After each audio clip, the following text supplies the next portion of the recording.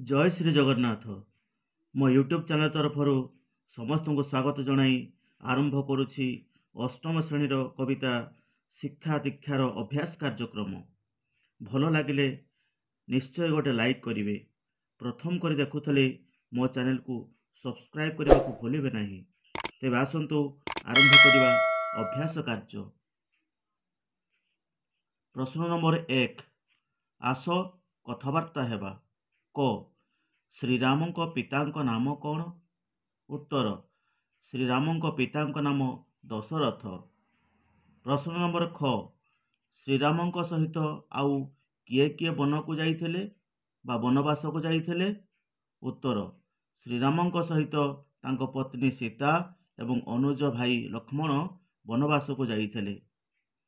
प्रश्न नंबर ग भरतों को प्रबोधना देवा पाई राम कौन करथिले? उत्तर भरतों को प्रबोधना देवा पाई राम निजर पादुकाद्वय प्रदान करथिले। प्रश्न नंबर घ दशरथंको प्राणत्याग घटनारू केउं विषय सूचना मिले? उत्तर दशरथंको प्राणत्याग घटनारू जड़े पितांकर तांको पुत्र प्रति अतुलनीय स्नेहभाव विषय सूचना मिले। प्रश्न नंबर उ से पद पंकजे ध्याई करकु जड़ यह किए कहिसंती?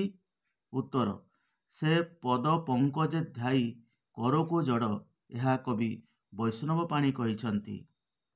प्रश्न नंबर 2 आस दुईटी वाक्य तल प्रश्नर उत्तर लेखिबा। क शिक्षा दीक्षा कवितारे रामायण वर्णित केउं घटनार परवर्ती प्रसंग वर्णना करा जाइछि? उत्तर शिक्षा दीक्षा कवितारे रामायण वर्णित रामचंद्रंकर 14 वर्ष वनवास घटना परे भरत श्रीराम को अयोध्या फेराई आनिबा पाई अरण्य को जाई अनुनय विनय करिबा प्रसंग वर्णना करा जाइछि, किंतु रामचंद्र तांको बुझा सुझा करी अयोध्या को फेराई देवा विषय वर्णना करा जाइछि। प्रश्न नंबर ख भाईरे स्नेह केमंत देखिल कह एठारे केउं केउं भाईंको विषय कहा जाइछि? उत्तर भाईरे स्नेह केमंत देखिल कह एठारे भाई भाई मध्य संपर्क कथा कहा जाइछि। श्रीरामचंद्र भरत और लक्ष्मण एही तीन भाईंको भातृ स्नेह विषय कहा जाइछि। प्रश्न नंबर ग चित्त दृढ़ करिबा निमंते कवि परामर्श देवार कारण कौन? उत्तर चित्त दृढ़ कले समस्त प्रकार सुख और शांति मिली थाए, तेणु एइथिपाई कवि परामर्श देइछंती। प्रश्न नंबर घ कवि काहार दास हेबा पाई अभिलाष पोषण करिछंती? उत्तर कवि प्रभु श्री रामचंद्रंकर दास हेबा पाई अभिलाष पोषण करिछंती, कारण एथिरे मुक्ति और शांति रहिछि।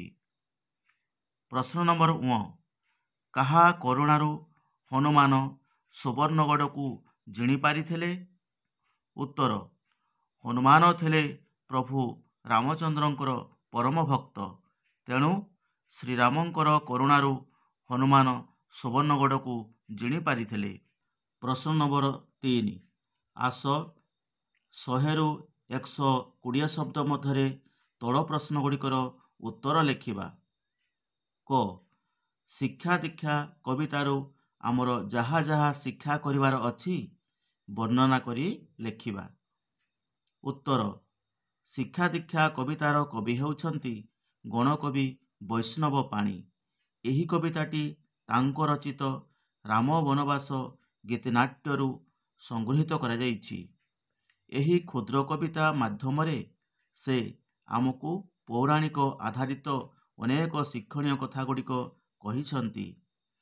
एही कवितारे मर्यादा पुरुष श्री रामचंद्र को मुख्य चरित्र रे चित्रित करी से किपरि पितृसत्य रक्षा करी 14 वर्ष वनवास जाइछंती ताहा से लेखिछंती। श्रीरामंक सहित पत्नी सीता एवं अनुज लक्ष्मण मध्य वनगमन करिछंती। रामचंद्रंक वनगमन समय ଭରତ ତାଙ୍କ ମାମୁଁ ଘରେ ଥିଲେ। ମାମୁଁ ଘରୁ ଫେରି ସମସ୍ତ ଘଟଣା ଶୁଣି ସାରିବା ପରେ ସେ ଅତ୍ୟଧିକ ଦୁଃଖ ପ୍ରକାଶ କରିଥିଲେ। ତାପରେ ସେ ରାମଚନ୍ଦ୍ରଙ୍କୁ ଫେରାଇ ଆଣିବାକୁ ଚିତ୍ରକୂଟ ଅରଣ୍ୟକୁ ଯାଇଥିଲେ। କିନ୍ତୁ ରାମଚନ୍ଦ୍ର ପିତୃସତ୍ୟକୁ ପାଳନ କରିବାର ଦୃଢ଼ତାକୁ ନେଇ ଭରତଙ୍କ ଅନୁରୋଧ ରକ୍ଷା କରି ପାରିନଥିଲେ। ଶେଷରେ ତାଙ୍କୁ ବୁଝାସୁଝା କରି ନିଜର ପାଦୁକାଦ୍ୱୟକୁ ଭରତଙ୍କୁ ସମର୍ପଣ କରି ଅଯୋଧ୍ୟାକୁ ଫେରାଇ ଦେଇଥିଲେ। ସୀତା ଦେବୀଙ୍କର ପତିବ୍ରତା ଗୁଣକୁ ମହିଳାମାନେ ଗ୍ରହଣ କରିବା ନିମନ୍ତେ କବି ଏହି କବିତା ମାଧ୍ୟମରେ ପ୍ରେରଣା ପ୍ରଦାନ କରିଛନ୍ତି। ପିତା ଓ ପୁତ୍ରର ଅତୁଟ ସ୍ନେହ ମମତା ବିଷୟରେ ଶିକ୍ଷାଲାଭ କରି ଜୀବନରେ କାର୍ଯ୍ୟକାରୀ କରିବା ପାଇଁ ମଧ୍ୟ କବି ଉପଦେଶ ଦେଇଛନ୍ତି ଏହି କବିତା ମାଧ୍ୟମରେ। ବର୍ତ୍ତମାନ ଦେଖିବା ପ୍ରଶ୍ନ ନମ୍ବର ଖ। ରାମାୟଣର ବର୍ଣ୍ଣନା ଅନୁସାରେ ପିତା ପୁତ୍ରର ସମ୍ପର୍କ ଏବଂ ଭାଇ ଭାଇର ସମ୍ପର୍କ ବିଷୟରେ ଆଲୋଚନା କରି ଲେଖିବା। ତେବେ ଉତ୍ତରରେ କ'ଣ ଆସିବ ଦେଖ ପିଲାମାନେ। ଉତ୍ତର ଶିକ୍ଷା ଦୀକ୍ଷା କବିତାର କବି ହେଉଛନ୍ତି ଗଣକବି ବୈଷ୍ଣବ ପାଣି। ଉକ୍ତ କବିତାଟି ତାଙ୍କ ରଚିତ ରାମ ବନବାସ ଗୀତନାଟ୍ୟରୁ ସଂଗୃହୀତ କରାଯାଇଛି। ଏହି କବିତାରେ ରାମାୟଣରେ ବର୍ଣ୍ଣିତ ପିତା ପୁତ୍ରର ଅତୁଟ ସମ୍ପର୍କ ଏବଂ ଭାଇ ଭାଇର ପବିତ୍ର ସମ୍ପର୍କ ବିଷୟରେ କବି ଯଥାର୍ଥ ଭାବରେ ବର୍ଣ୍ଣନା କରିଛନ୍ତି। ଅଯୋଧ୍ୟାରେ ରଘୁବଂଶର ରାଜା ଦଶରଥ ଶାସନ କରୁଥିଲେ। ଘଟଣାକ୍ରମେ ପ୍ରଭୁ ରାମଚନ୍ଦ୍ର ପିତୃସତ୍ୟକୁ ପାଳନ କରି 14 ବର୍ଷ ବନଗମନ କରିଥିଲେ। ଭରତ ତାଙ୍କୁ ଫେରାଇ ଆଣିବାକୁ ଯାଇଥିଲେ, କିନ୍ତୁ ରାମଚନ୍ଦ୍ର ତାଙ୍କୁ ବୁଝାଇ ଅଯୋଧ୍ୟାକୁ ଫେରାଇ ଦେବା ସମୟରେ ନିଜର ପାଦୁକାଦ୍ୱୟ ମଧ୍ୟ ପ୍ରଦାନ କରିଥିଲେ। ସେ ପାଦୁକାଦ୍ୱୟକୁ ନେଇ ଫେରିଥିଲେ ଏବଂ ରାଜ୍ୟଶାସନ କରିଥିଲେ। ତେଣୁ ଏହି କବିତାରେ ପିତା ଓ ପୁତ୍ରଙ୍କର ଅନାବିଳ ଅତୁଟ ସମ୍ପର୍କ ଥିଲା। ଫଳରେ ଶ୍ରୀରାମଙ୍କର ବିଚ୍ଛେଦର ଦୁଃଖକୁ ସହି ନ ପାରି ରାଜା ଦଶରଥ ମୃତ୍ୟୁବରଣ କରିଥିଲେ। ବଡ଼ ଭାଇ ଶ୍ରୀରାମଚନ୍ଦ୍ରଙ୍କ ସହିତ ଲକ୍ଷ୍ମଣ ବନକୁ ଗମନ କରିବା ଓ ଏହି କବିତାରେ ଶ୍ରୀରାମଙ୍କୁ ଅରଣ୍ୟରୁ ଫେରାଇ ଆଣିବାର ପ୍ରୟାସ, ଶ୍ରୀରାମଙ୍କର ପାଦୁକାକୁ ପାଥେୟ କରି ଭରତଙ୍କର ରାଜ୍ୟଶାସନ ଇତ୍ୟାଦି ଭାଇ ଭାଇ ମଧ୍ୟରେ ଥିବା ଭ୍ରାତୃଭକ୍ତିର ଏକ ନିଦର୍ଶନ। ତେଣୁ ଶ୍ରୀରାମ, ଭରତ ଓ ଲକ୍ଷ୍ମଣଙ୍କର ଭାଇ ଭାଇ ଭାବ ଏକ ଅତୁଟ ଭ୍ରାତୃପ୍ରେମ ବୋଲି କବି ଏଠାରେ ବର୍ଣ୍ଣନା କରିଛନ୍ତି। ତାହେଲେ ବର୍ତ୍ତମାନ ଦେଖିବା ପ୍ରଶ୍ନ ନମ୍ବର 4। ଆସ ସରଳ ଭାଷାରେ ବୁଝାଇ ଲେଖ ବା ବୁଝାଇ ଲେଖିବା। ପ୍ରଶ୍ନ ନମ୍ବର କ। ଭାଇରେ ଭାଇରେ ସ୍ନେହ ... ଆଉ ନ ପଡ଼। ଉକ୍ତ ପଦ୍ୟାଂଶଟି ଶିକ୍ଷା ଦୀକ୍ଷା କବିତାରୁ ଉଦ୍ଧାର କରାଯାଇଛି। ଏଠାରେ ଗଣକବି ବୈଷ୍ଣବ ପାଣି ମାନବ ସମାଜକୁ ଏକ ନୀତି ଶିକ୍ଷାର ବାର୍ତ୍ତା ପ୍ରଦାନ କରିଛନ୍ତି। ପିତୃସତ୍ୟକୁ ରକ୍ଷା କରିବାକୁ ଯାଇ ଶ୍ରୀରାମଚନ୍ଦ୍ର ବନବାସ ଗମନ କରିଛନ୍ତି। ତାଙ୍କ ସହିତ ପତ୍ନୀ ସୀତା ଓ ଅନୁଜ ଲକ୍ଷ୍ମଣ ମଧ୍ୟ ଯାଇଛନ୍ତି। ତେଣୁ ସୀତାଙ୍କର ପତିବ୍ରତା ଓ ଅନୁଜ ଲକ୍ଷ୍ମଣଙ୍କର ଭ୍ରାତୃସ୍ନେହ ଏହି କବିତାରେ ସ୍ଥାନ ପାଇଛି। ରାମଙ୍କ ବନଗମନ ସମୟରେ ଭରତ ତାଙ୍କ ମାମୁଁ ଘରେ ଥିଲେ। ଅଯୋଧ୍ୟା ଫେରି ଏ ଅଘଟଣ କଥା ତାଙ୍କୁ ବ୍ୟଥିତ କରିଥିଲା। ତେଣୁ ବଡ଼ ଭାଇ ରାମଙ୍କୁ ଫେରାଇ ଆଣିବାକୁ ବଣକୁ ଯାଇଥିଲେ, କିନ୍ତୁ ରାମଚନ୍ଦ୍ର ପିତୃଙ୍କର ସତ୍ୟକୁ ରକ୍ଷା କରୁଥିବାରୁ ସେ ଭରତଙ୍କ ଅନୁରୋଧ ରକ୍ଷା କରିପାରିଲେ ନାହିଁ। ତେଣୁ ଶ୍ରୀରାମ ଅତୁଟ ସ୍ନେହ ଭାବର ପରିଚୟ ଦେଇ ନିଜର ପାଦୁକା ଦୁଇଟିକୁ ଭରତକୁ ପ୍ରଦାନ କରିଥିଲେ ଓ ଅଯୋଧ୍ୟାକୁ ଫେରାଇ ଦେଇଥିଲେ। ବାସ୍ତବରେ କବିଙ୍କର ଉକ୍ତ ପ୍ରସଙ୍ଗଟି ହୃଦୟସ୍ପର୍ଶୀ ଓ ନୀତିଶିକ୍ଷାମୂଳକ ଅଟେ। ବର୍ତ୍ତମାନ ଦେଖିବା ପ୍ରଶ୍ନ ନମ୍ବର ଖର ସରଳାର୍ଥ। ପୀଡ଼ନା ମନକୁ ... ଚିତ୍ତ କରିଲେ ଦୃଢ଼। ଉତ୍ତରରେ ଦେଖିବା ସଂକ୍ଷିପ୍ତ ପଦ୍ୟାଂଶଟି ପଠିତ ସାହିତ୍ୟ ବହିର ଗଣକବି ବୈଷ୍ଣବ ପାଣିଙ୍କ ଦ୍ୱାରା ଲିଖିତ ଶିକ୍ଷା ଦୀକ୍ଷା କବିତାରୁ ଅଣାଯାଇଅଛି। ଏଠାରେ କବି ଏହି ମାନବ ସମାଜକୁ ଦୃଢ଼ଚିତ୍ତ ହେବାକୁ ପ୍ରେରଣା ପ୍ରଦାନ କରିଛନ୍ତି। ସଂସାର ମଧ୍ୟରେ ଦେହ ବହି ଦେବତା ହେଲେ ହେଁ ମରଇ। ବାସ୍ତବରେ ଏହି ଉକ୍ତିଟି ସତ୍ୟ। ଆମେ ଜାଣିଛୁ ମଣିଷକୁ ହିଁ ଏହି ସଂସାର ମଧ୍ୟରେ ସୁଖ ଦୁଃଖ ଭୋଗ କରିବାକୁ ପଡ଼େ। କିନ୍ତୁ କବିଙ୍କ ଭାଷାରେ ସଂସାର ମଧ୍ୟରେ ଦେବତା ହୋଇ ଜନ୍ମ ହୋଇଥିଲେ ମଧ୍ୟ ତାଙ୍କୁ ବହୁ ବାଧାବିଘ୍ନର ସମ୍ମୁଖୀନ ହେବାକୁ ପଡ଼ିଥାଏ। ଯେତେ ସାବଧାନ ହେଲେ ମଧ୍ୟ ସଂସାରର ଦୁଃଖ କଷ୍ଟରୁ ରକ୍ଷା ମିଳିପାରେ ନାହିଁ। ତେଣୁ କବି କହିଛନ୍ତି, ଏହି ସଂସାରର ମୋହ ମାୟାରେ ଜଡ଼ିତ ହୋଇ ନିଜ ମନକୁ କେବେ ପୀଡ଼ା ଦେବା ଉଚିତ ନୁହେଁ। ନିଜ ଚିତ୍ତକୁ ଦୃଢ଼ କଲେ ସବୁ ସୁଖ ନିଶ୍ଚୟ ମିଳିବ ବୋଲି କବି କହିଛନ୍ତି। ବାସ୍ତବରେ ଏହି ଶିକ୍ଷା ଦୀକ୍ଷା ପ୍ରସଙ୍ଗଟି ଶିକ୍ଷାମୂଳକ ଅଟେ। ତାହେଲେ ବର୍ତ୍ତମାନ ଦେଖିବା 5 ନମ୍ବର ପ୍ରଶ୍ନ କ'ଣ ଦେଇଛି। ଆସ କବିତାଟିକୁ ଆବୃତ୍ତି କରିବା। ଶିକ୍ଷା ଦୀକ୍ଷା କବିତାରେ କବି ଏପରି କିଛି ଶବ୍ଦ ବ୍ୟବହାର କରିଛନ୍ତି ଯେଉଁମାନଙ୍କ ଯୋଗୁଁ କବିତାଟି ଶ୍ରୁତିମଧୁର ହୋଇପାରିଛି। କବିତାଟିକୁ ମନ ଦେଇ ପଢ଼ି ସେହି ଶବ୍ଦ ଗୁଡ଼ିକୁ ବାଛି ଲେଖିବା। ଯେପରିକି ଉଦାହରଣ ଦିଆଯାଇଛି ଶିକ୍ଷା ଦୀକ୍ଷା, ତ କବିତାରେ ମଧ୍ୟ ଏହିପରି ଶବ୍ଦ କିଛି ରହିଛି ଯାହାକି ସେହି ଶବ୍ଦ ଗୁଡ଼ିକ ଶୁଣିଲେ ଶ୍ରୁତିମଧୁର ହୋଇପାରୁଛି। ତେବେ ତାର ଉତ୍ତରରେ ଆସିବ। ଦେଖ ଉତ୍ତରରେ ଭକ୍ତି ନୀତି, ଭାଇରେ ଭାଇରେ, ବିଘ୍ନ ବାଧା ବା ବାଧାବିଘ୍ନ, ମାୟା ମୋହ ବା ମୋହ ମାୟା। ତାପରେ ଦେଖିବା ପ୍ରଶ୍ନ ନମ୍ବର 6। ଆସ ଶୂନ୍ୟସ୍ଥାନ ପୂରଣ କରିବା। ପ୍ରଶ୍ନ ନମ୍ବର କ। ଶିକ୍ଷା କର ପିତୃଭକ୍ତି ଡ୍ୟାସ୍ ଦେଇଛି। ଭିକ୍ଷା କର ପଛେ ସତ୍ୟ ବାଟ ନ ଛାଡ଼। ତେଣୁ କବିତାରେ ଆମେ ଜାଣିଛୁ ଶିକ୍ଷା କର ପିତୃଭକ୍ତି, ଦୀକ୍ଷା କର ଏହି ନୀତି, ଭିକ୍ଷା କର ପଛେ ସତ୍ୟ ବାଟ ନ ଛାଡ଼। ପ୍ରଶ୍ନ ନମ୍ବର ଖ। ଦେବତା ହୋଇଲେ ସୁଦ୍ଧା ଡ୍ୟାସ୍, ଯେତେ ସାବଧାନେ ଗଲେ ଖସଇ ଗଡ଼। ଉତ୍ତରରେ ଦେବତା ହୋଇଲେ ସୁଦ୍ଧା ନ ଛାଡ଼ଇ ବିଘ୍ନ ବାଧା, ଯେତେ ସାବଧାନେ ଗଲେ ଖସଇ ଗଡ଼। ପ୍ରଶ୍ନ ନମ୍ବର 7। ବଡ଼ କୋଠରୀରେ କେତେ ଗୁଡ଼ିଏ ଶବ୍ଦ ରହିଛି ଯେଉଁ ଶବ୍ଦ ଗୁଡ଼ିକ ଗୁଣକୁ ବୁଝାଉ ନାହିଁ, ସେଗୁଡ଼ିକୁ ବାଛି ସାନ କୋଠରୀରେ ଲେଖ। ତେବେ ବଡ଼ କୋଠରୀରେ ଥିବା ଶବ୍ଦ ଗୁଡ଼ିକର ଯେଉଁ ସବୁ ଗୁଣକୁ ବୁଝାଉ ନାହିଁ ସେହି ଶବ୍ଦ ଗୁଡ଼ିକ ବାଛିବା ଏବଂ ଛୋଟ କୋଠରୀରେ ତାକୁ ଲେଖିବା। ବଡ଼ କୋଠରୀରେ ଥିବା ଶବ୍ଦ ଗୁଡ଼ିକ ହେଉଛି ସତ୍ୟ, ଭକ୍ତ, ଦାସ, ଭକ୍ତି, ସ୍ନେହ, ସୁଖ, ଯଶ, ପୀଡ଼ା, ଶିକ୍ଷା, ଦୀକ୍ଷା।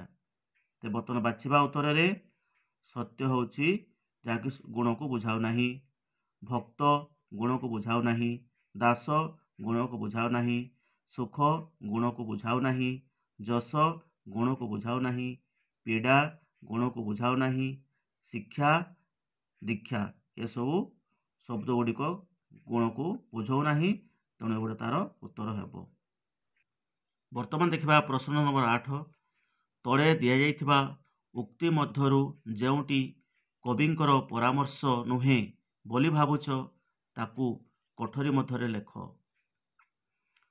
ତେଣୁ ଯେଉଁ ବାକ୍ୟ ଗୁଡ଼ିକ ଦେଇଛି ସେହି ବାକ୍ୟ ଗୁଡ଼ିକ ମଧ୍ୟରେ କବିଙ୍କର ପରାମର୍ଶ ନୁହେଁ ତାକୁ ଆମେ କ'ଣ କରିବା, ଉତ୍ତରରେ ଲେଖିବା।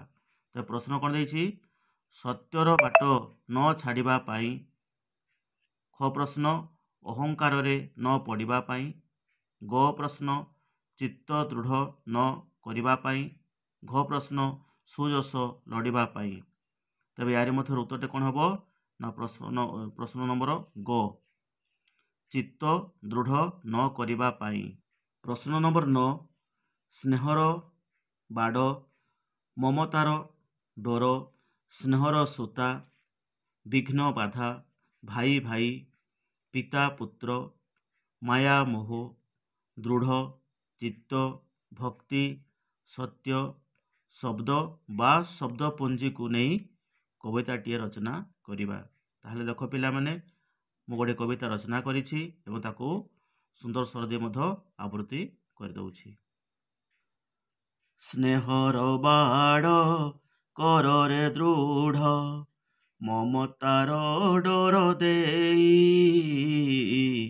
ସ୍ନେହର ବାଡ଼ କରରେ ଦୃଢ଼। ମମତାର ଡୋର ଦେଇ ସ୍ନେହର ସୂତା ବାନ୍ଧି ରଖିଥା, ବାଧା ବିଘ୍ନ ଡେଇଁ ହେ ଭାଇ, ବାଧା ବିଘ୍ନ ଡେଇଁ। ଭାଇ ଭାଇର ପିତା ପୁତ୍ରର ମାୟା ମୋହ ଦୃଢ଼। ଭାଇ ଭାଇର ପିତା ପୁତ୍ରର ମାୟା ମୋହ ଦୃଢ଼। ଚିତ୍ତରେ ଭକ୍ତି ସତ୍ୟରେ ମତି, ରଖିଲେ ହେବ ବଡ଼ ହେ ଭାଇ, ରଖିଲେ ହେବ ବଡ଼। ବର୍ତ୍ତମାନ ଦେଖିବା ପ୍ରଶ୍ନ ନମ୍ବର 10। ଲୋଭ ଶବ୍ଦରୁ ନାମଧାତୁ କ୍ରିୟା ଗଠନ କଲେ ହୁଏ ଲୋଭାଇବା ବା ଲୋଭେଇବା। ନିମ୍ନରେ ପ୍ରଦତ୍ତ ଶବ୍ଦରୁ ନାମଧାତୁ କ୍ରିୟା ଗଠନ କରି ସେମାନଙ୍କୁ ବାକ୍ୟରେ ବ୍ୟବହାର କରିବା। ଶବ୍ଦ ଦେଇଛି, ନାମଧାତୁ କ୍ରିୟା ମଧ୍ୟ ଦେଇଛି, ଆମକୁ କରିବା ପାଇଁ ପଡ଼ିବ, ବାକ୍ୟ ମଧ୍ୟ ତିଆରି କରିବା ପାଇଁ ପଡ଼ିବ। ତାହେଲେ ଶବ୍ଦ ଅଛି ଦେଖିବା, ବାଟ। ନାମଧାତୁ କ୍ରିୟାରେ କ'ଣ ହେବ? ବାଟେଇବା। ତେବେ ଏଇ ବାଟେଇବା ନେଇକରି ବାକ୍ୟ ଗଠନଟି କଲେ ବନ୍ଧୁମାନଙ୍କୁ ବାଟେଇ ଦେବା ଉଚିତ। ଗୋଡ଼ କ'ଣ ହେବ? ଗୋଡ଼େଇବା। ବାକ୍ୟ ଗଠନ କଲେ କ'ଣ ହେବ? ନା ପିଲାଟି ବଲ୍ଟିକୁ ଗୋଡ଼େଇଲା। ମନ, ତାର ନାମଧାତୁ କ୍ରିୟାରେ କ'ଣ ହେବ? ମନେଇବା। ତାକୁ ବାକ୍ୟ ଗଠନ କରିବା, ମା ପିଲାଟିକୁ ମନେଇଲା। ଆଖି, ଆଖେଇବା। ଚୋର ଜିନିଷଟିକୁ ଆଖେଇଛି। ହାତ, ହାତେଇବା। ମୋ ବହିଟିକୁ ସେ ହାତେଇଛି। ବର୍ତ୍ତମାନ ଦେଖିବା ପ୍ରଶ୍ନ ନମ୍ବର 11। ଏକା ଭଳି ଶୁଭୁଥିବା ଅଲଗା ଅର୍ଥ ଥିବା କେତେଗୁଡ଼ିଏ ଶବ୍ଦ ତଳେ ଲେଖାଯାଇଛି। ସେମାନଙ୍କର ସ୍ପଷ୍ଟ ଅର୍ଥ ପ୍ରକାଶ କରିବା ନିମନ୍ତେ ସେମାନଙ୍କୁ ବାକ୍ୟରେ ବ୍ୟବହାର କରିବା। ସୁଧା କହିଲେ ଅମୃତ, ତାକୁ ବାକ୍ୟ ଗଠନ କରିବା, ଦେବତାମାନେ ସୁଧା ପାନ କରନ୍ତି। ଆଉ ଗୋଟେ ସୁଦ୍ଧା ଦେଇଛି, ମୁଁ କାଲି ସୁଦ୍ଧା ଘରକୁ ଫେରିବି। ଆସ, ପରଧନକୁ ଆଶ କରିବା ଉଚିତ ନୁହେଁ। ଆସ, ଦନ୍ତସ ଦେଇଛି ଏଠି, ତେଣୁ ତାର ଅର୍ଥ ଆସିବ କ'ଣ? ଆସିବା। ତାକୁ ବାକ୍ୟ ଗଠନ କଲେ କ'ଣ ଆସିବ? ଆସ ଆମେ ଭାତ ଖାଇବା। ସେହିପରି ନୀତି, ତାର ଅର୍ଥ ଆସିବ କ'ଣ? ନା ପ୍ରତିଦିନ। ମୁଁ ନୀତି ଠାକୁର ପୂଜା କରେ। ଆଉ ଗୋଟେ ନୀତି ଦେଇଛି, ନରେ ଦୀର୍ଘ ହୋଇ ତରେ ହର୍ଷିକାର। ତାର ଅର୍ଥ ହେଉଛି କ'ଣ? ନା ନିୟମ। ବିଦ୍ୟାଳୟର ନୀତି ମାନି ଚଳିବା ଉଚିତ। ବର୍ତ୍ତମାନ ଦେଖିବା ନମ୍ବର 12। ମୋହ, ମାୟା, ବାଧା ବିଘ୍ନ ଭଳି ଆଉ 4ଟି ଯୁଗ୍ମ ଶବ୍ଦ ଲେଖିବା। ତେବେ ଉତ୍ତର କ'ଣ ହେବ? ଧନ ରତ୍ନ, ଟଙ୍କା ପଇସା, ବାଧା ବନ୍ଧନ, ସୁଖ ଦୁଃଖ। ତାପରେ ଦେଖିବା 13 ନମ୍ବର। ଲକ୍ଷ୍ମଣଙ୍କ ମାଙ୍କ ନାମ ସୁମିତ୍ରା। ସୁମିତ୍ରାଙ୍କ ପୁଅ ହୋଇଥିବାରୁ ଲକ୍ଷ୍ମଣଙ୍କର ଆଉ ଗୋଟିଏ ନାଁ ହେଉଛି ସୌମିତ୍ରୀ। ନିଜ ମାଙ୍କ ନାମ ଅନୁସାରେ ନାମ ଧାରଣ କରିଥିବା ଆଉ 5 ଜଣ ପୌରାଣିକ ଚରିତ୍ରଙ୍କର ନାମ ଲେଖିବା। ତେବେ ଉତ୍ତର ଦେଖିବା।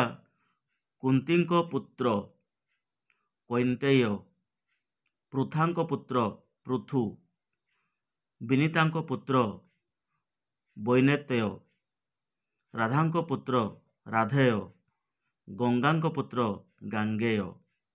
ବର୍ତ୍ତମାନ ଦେଖିବା 14 ନମ୍ବର ଶେଷ ପ୍ରଶ୍ନ। ଭିକ୍ଷା କର ପଛେ ସତ୍ୟ ବାଟ ନ ଛାଡ଼। ଏହି ଧାଡ଼ିଟିର ପ୍ରକୃତ ଅର୍ଥକୁ ନିମ୍ନରେ ପ୍ରଦତ୍ତ ଉତ୍ତର ମଧ୍ୟରୁ ବାଛି ଲେଖିବା। ଭିକ୍ଷା କର ପଛେ ସତ୍ୟ ବାଟ ନ ଛାଡ଼, ଏହାର ପ୍ରକୃତ ଅର୍ଥ ଏଥିରେ ଦିଆଯାଇଛି, ତେଣୁ ତାକୁ ଆମେ ବାଛିବା। ତେଣୁ ପରେ କ'ଣ ଲେଖାଯାଇଛି ଦେଖ, ପରେ ଭିକ୍ଷା ମାଗିବା ଆଗ ସତ୍ୟକୁ ବାଟ ଛାଡ଼ିଦିଅ। ଖରେ ପରେ ଭିକ୍ଷା ମାଗିବ କିନ୍ତୁ ସତ୍ୟର ବାଟ ଛାଡ଼ ନାହିଁ। ଗୋ ଯେତେ ଅସୁବିଧା ହେଲେ ବି ସତ୍ୟ ପଥରୁ ଘୁଞ୍ଚ ନାହିଁ। ଘ ଭିକ ମାଗି ବଞ୍ଚିବାକୁ ହେଲେ ମଧ୍ୟ ସତ୍ୟ ପଥକୁ ଛାଡ଼ ନାହିଁ। ତେବେ ଏହାର ଉତ୍ତର ଜଣାପଡ଼ୁଛି କେଉଁଟା ନା ଘ ନମ୍ବର ଜଣାପଡ଼ୁଛି ଯେ ଭିକ ମାଗି ବଞ୍ଚିବାକୁ ହେଲେ ମଧ୍ୟ ସତ୍ୟ ପଥକୁ ଛାଡ଼ ନାହିଁ। କ'ଣ ବୁଝିଲା ପିଲାମାନେ? ତେବେ ଆଶା କରୁଛି ମୋର ଏ ଭିଡ଼ିଓଟି ତୁମମାନଙ୍କୁ ନିହାତି ଭଲ ଲାଗିଥିବ। ତେବେ ଆଜି ପାଇଁ ରହୁଛି। ଜୟ ହିନ୍ଦ, ଜୟ ଭାରତ, ଜୟ ଶିକ୍ଷା।